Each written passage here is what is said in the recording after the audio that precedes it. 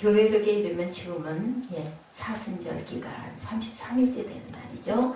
사순절이라는 것은 부활절까지 주일을 제외한 40일의 기간을 말합니다. 부활절을 기다리면서 우리의 죄를 대속하기 위해서 십자가에 달려 고난당하신 예수님의 죽음을 묵상하는 기간이 바로 사순절 기간인데, 오늘 본문 말씀은 순환주간 화요일과 수요일쯤 있었던 일에 대한 기록입니다.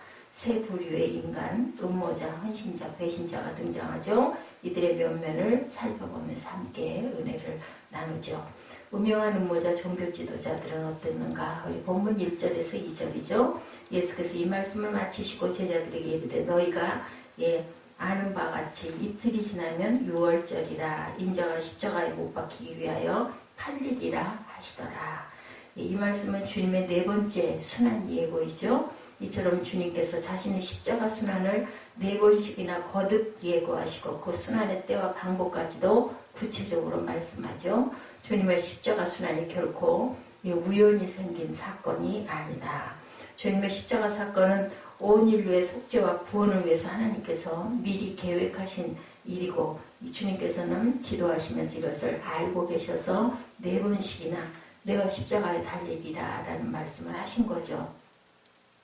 그러므로 우리는 십자가 사건을 대할 때 예수님의 무력해서 무지해서 당하신 것이 아니고 다 하나님의 뜻을 계획에 순종하신 모습이라는 것을 우리가 깨달아야 된다. 우리가 주목할 것, 주님께서 자신의 십자가 순환 시점을 특별히 유월절과 결부시키고 있다는 겁니다. 유월절은 이스라엘 민족의 가장 큰 축제죠. 그리고 유월이라는 말은 패스오버죠. 넘어간다. 문인방에 양의 피를 바른 사건입니다.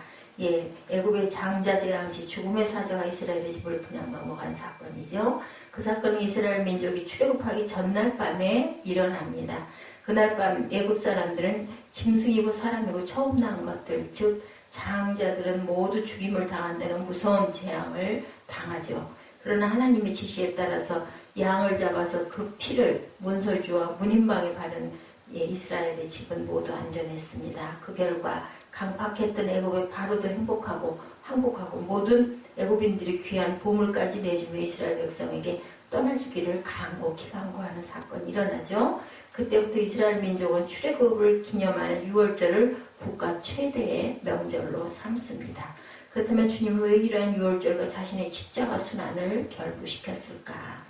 그것은 애굽의 장자를 죽이는 재앙시 어린 양의 피를 통해 이스라엘 백성이 애굽에서 속량받았던, 구원받았던 것처럼 예수께서 유월절 양이 되어 대속의 피를 흘리심으로 죄인들이 구원받게 될 것을 뜻하기 때문에, 그래서 세례 요한도 사도 바울도 예수님을 유월절 양이다 라고 이렇게 증언을 합니다. 바로 유월절의 어린 양은 예수 그리스도의 예표입니다. 주님은 바로 그 유월절에 십자가에서 피 흘려 죽으심으로 그의 대속의 공로를 믿는 자들에게, 모든 사람들에게 선물로 구원으로 주신 사건이죠. 3, 4절에는 그때 대제사장들과 백성의 장로들이 가야바라는 대제사장의 관정에 모여 예수를 흉계로 잡아 죽이려고 의논하고 있는 사건이 일어나죠. 이는 유대의 종교 지도자들이 예수 그리스도를 흉계로 잡아 죽이고자 음모를 꾸미는 내용입니다. 그러나 5절에 보면 유대 종교 지도자들은 말하기를 밀란이 일어날까 하노니 명절에는 그러지 말자라고 의논을 합니다.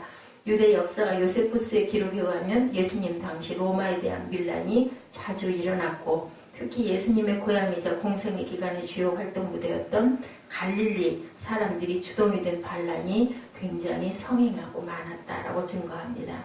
그래서 빌라도 때에도 이와 같은 밀란이 일어나자 빌라도 총독이 갈릴리인들을 살육한 일이 있었어요. 그곳에 자꾸 밀란이 일어나니까 유월절 시기에는 먼 타국에 살던 유대인들은 물론 갈릴리 지방 사람들도 예루살렘에 모두 모여들죠. 그래야 보통 유월절 때는 예루살렘에 약 2만 명의 인파가 들끓는다고 그래요. 200만 명. 2만 명이 아니라 200만 명.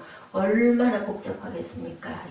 땅도 강원도만한 땅에 그 예루살렘으로 중심지로 다 모여드는데 그 숫자가 200만 명이라는 거죠.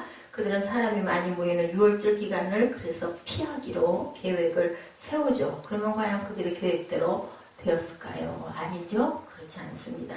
갑작스런 가룟 유다의 배신은 그들의 계획과는 반대로 6월절이 그냥 중심이 되어버려가지고 탁 벌어지죠. 마치 예수님을 6월절에 맞춰서 돌아가게 한다.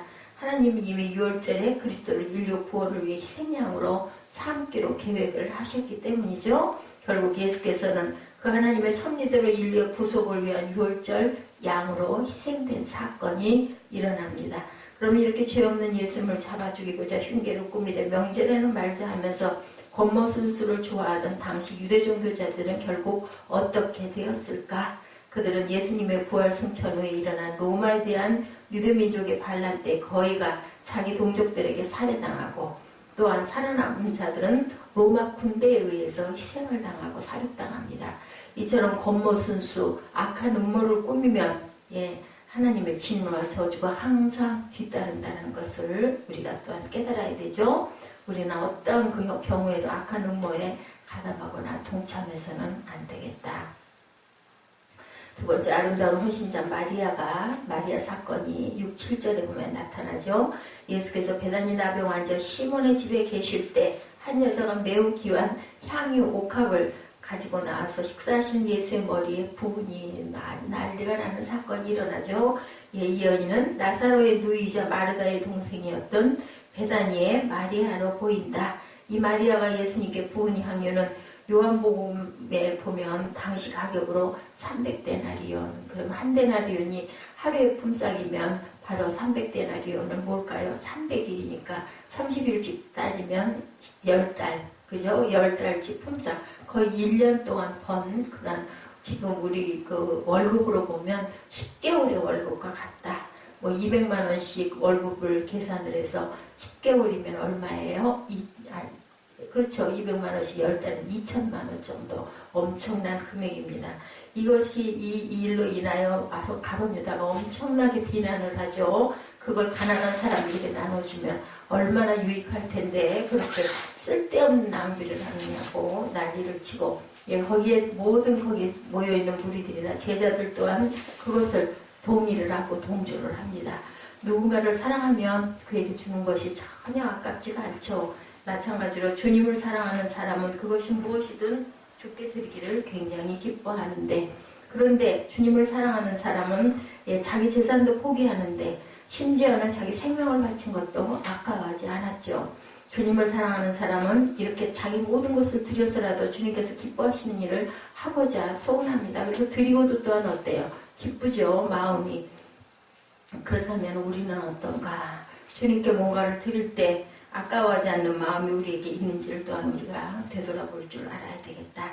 우리는 주님을 사랑하면서도 주님께 드리는데 인색하고 아까워하는 마음을 혹시 가지고 있지는 않은지, 그래서 억지로 다른 사람의 눈 때문에 형식적으로 주님께 뭔가를 드리고 있지는 않은지, 주님을 사랑하는 사람은 절대로 그렇게 하지 않는다는 것을 우리가 다시 한번 깊이 묵상해 봐야 되겠죠. 무슨 의도로 그것을 허비하느냐 하는 마음이 있는 사람은 진정 주님을 사랑하는 사람이 아니죠. 8, 9절에 보니까 오늘 마태복음 26장 1절에서 16절입니다. 헌신자라는 제목입니다. 8, 9절에 제자들이 보고 붕괴하여 이르되 무슨 의도로 이것을 허비하느냐, 이것을 비싼 값에 팔아 가난한 자들에게 줄 수도 있을 텐데, 이렇게 아주 불평을 하죠. 어떻게 얼핏 들으면 굉장히 옳은 말인 것 같습니다. 아니 그 향유를 그 300데나리온 10달의 월급과 같은 그러한 2천만 원 정도, 200만 원씩을 따지면 이나되는 그것을 어떻게 예수님의 머리에다가 다 부어서 없애버리느냐 이거죠. 그것 좀 아꼈다가 가난한 사람들 주면 굉장히 그럴듯한 얘기입니다.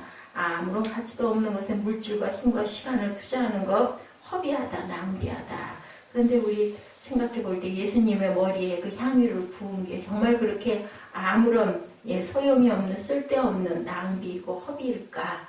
제자들은 아직도 주님이 누구신지를 모른다는 거죠. 하나님이시고 하나님의 아들이시라는 것을 알았다면 그것이 왜 그것이 낭비고 쓸데없는 허비라고 생각을 할 것인가?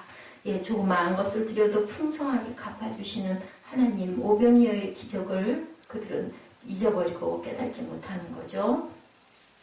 주님께 드리면 이렇게 수천 배로 늘어난다는 것, 축복을 받는다는 것을 그들은 생각하지 못하고 그냥 사람의 머리에 그 비싼 향유를 부었다라고 생각을 한 겁니다. 제자들처럼 이런 단순한 경제 이론으로 우리의 봉헌 행위를 계산하지를 절대로 말아야 되겠다. 하나님은 너희의 온전한 실조를 창고에 들여 너희 집에 양식이 있게 하고 그것으로 나를 시험하여 내가 하늘문을 열고 복을 쌓을 곳이 없도록 분나에 한번 시험해봐라. 그런가 안 그런가 보라고 말씀하시죠. 하나님께 드리는 것은 결코 낭비가 아니라는 것. 주님께서는 여인의 행위를 비판하는 제자들에게 너희가 어찌하여 이 여자를 괴롭게 하느냐, 그가 내게 좋은 일을 하였도다 라고 말씀합니다. 그렇다면 왜 제자들이 주님께 본 향유를 본 그 여인을 그렇게 비난했을까?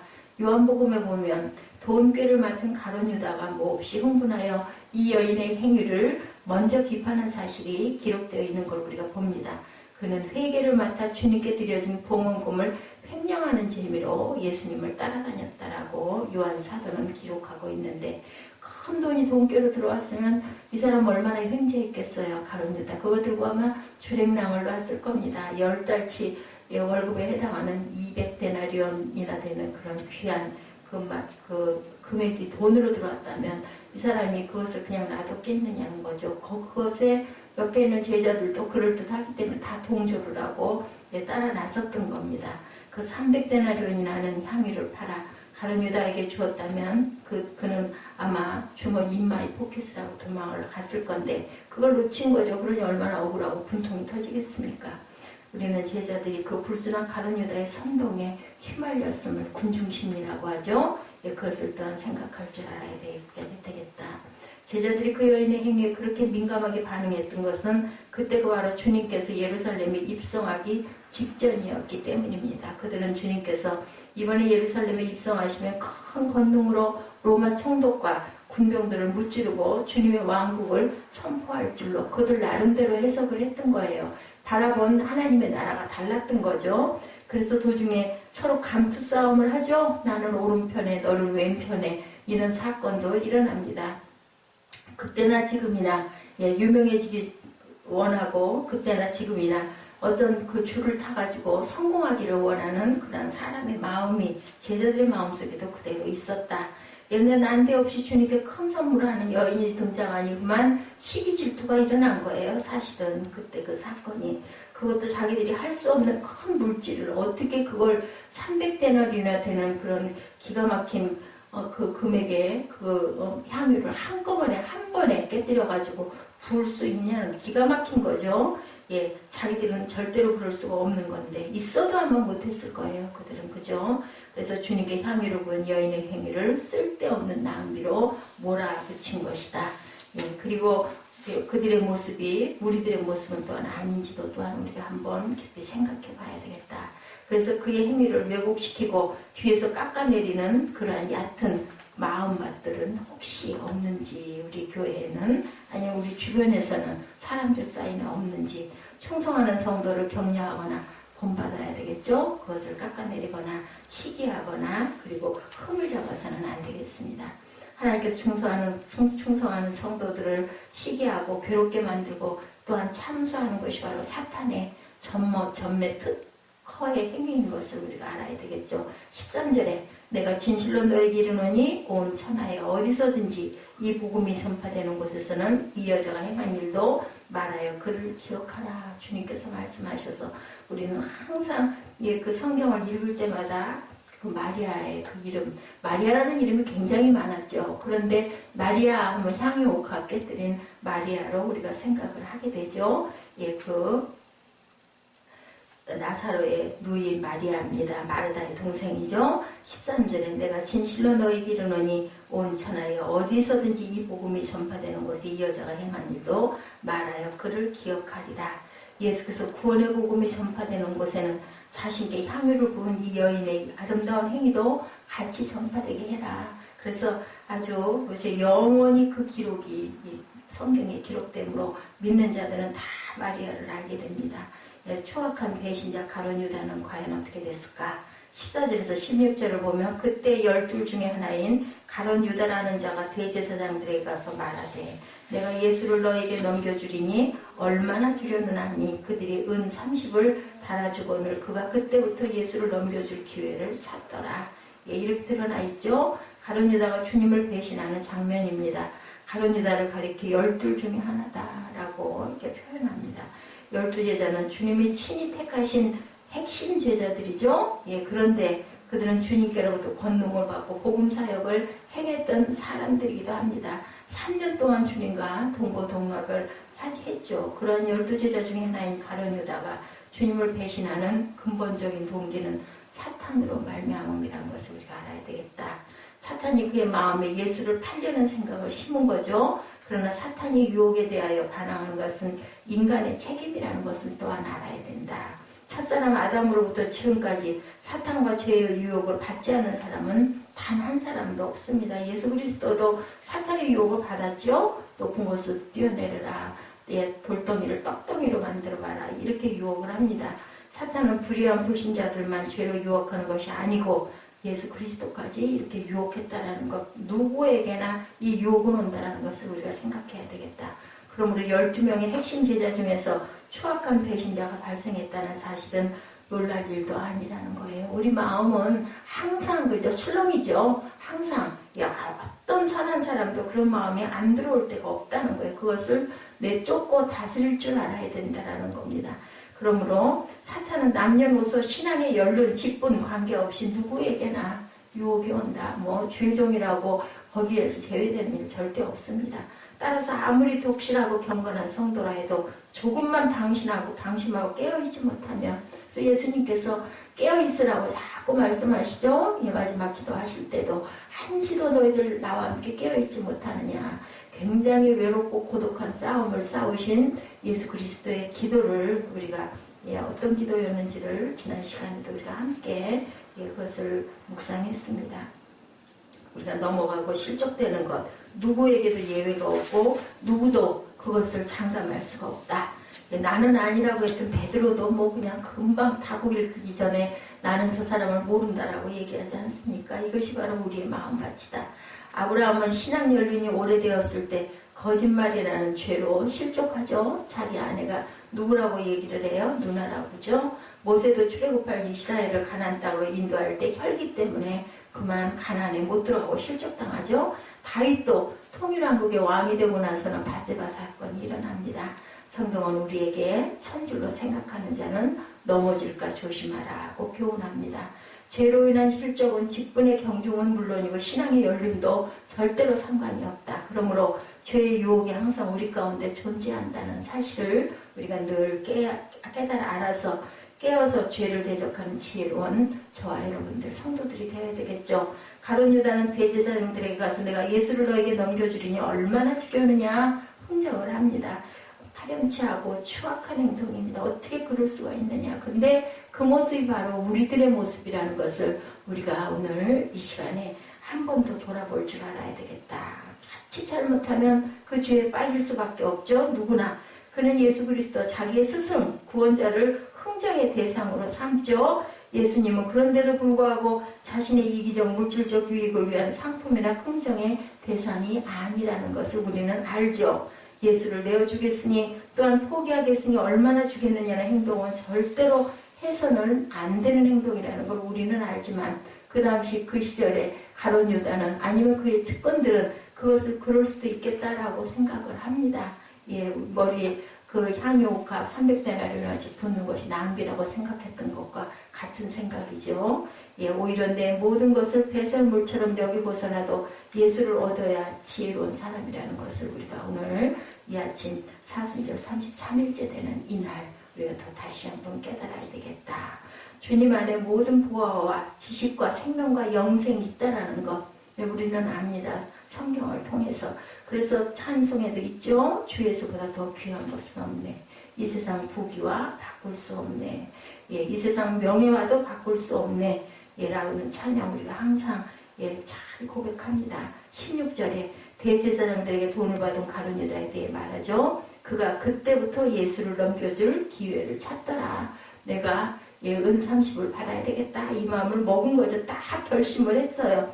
돈을 받았으니 그 돈 값어치를 하려고 애쓰죠. 이제 그리스도의 제자에서 대제사장을 위한 충복으로 변신하는 사건. 뭘로? 돈으로 인하여 물질로 인하여 그만 눈이 뒤집어집니다. 빚을 졌으니 그것을 갚으려고 예수님을 팔 기회를 열심히 찾죠. 추악하고 불의한 돈을 빚진 가룟 유다도 이렇게 빚을 갚고자 애쓰므로 결과적으로 그 약속을 이행하게 되었음을 또한 우리는 압니다. 그렇다면 주님의 구속의 은혜를 받은 우리는 과연 어떻게 해야 할까? 사도 바울은 고백하죠. 헬라인이나 야만인이나 지혜 있는 자에게나 어리석은 자에게나 다 내가 빚진 자다 라고 고백을 합니다. 자기를 구원해 주시고 사도로 삼아 주시는 은혜에 보답하기 위해서 전 생애를 바칩니다. 예, 사도 바울도 우리는 과연 어떻게 살아가고 있는지, 정말 하나님의 은혜에 빚진 자처럼 행동하고 있는지, 어찌하든 그 은혜의 빛을 받고자 애를 쓰고는 있는지, 그런 성도들 되시기 바랍니다. 안타깝게도 하나님 자신에게 빚진 자처럼 여기는 성도들이 많지가 않은 게 너무 안타깝죠. 내가 어떻게 하면 주님의 크신 은혜의 빚을 갚을 수 있겠습니까? 라고 기도하는 게 아니라 그저 모든 기도가 내 소원을 들어달라는 것으로 그치는 기도가 얼마나 많은가.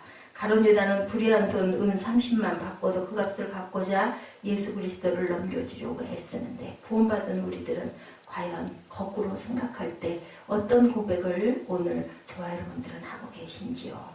예수님을 잡아 죽이려고 흉계를 꾸몄던 유대의 종교 지도자들처럼 악한 음모에 절대 동참하지 않는 그러한 저희들, 다시 한번 이 사순절 기간에 예수님의 그 행적과 우리들의 모습을 이 성경을 통해서, 악한 자들을 가룟 유다를 통해서, 또한 선한 마리아를 통해서 다시 한번 깊이 깨닫고 생각하시고 헌신하고 기도하시는 저와 여러분 되시기를 주님의 이름으로 축복합니다.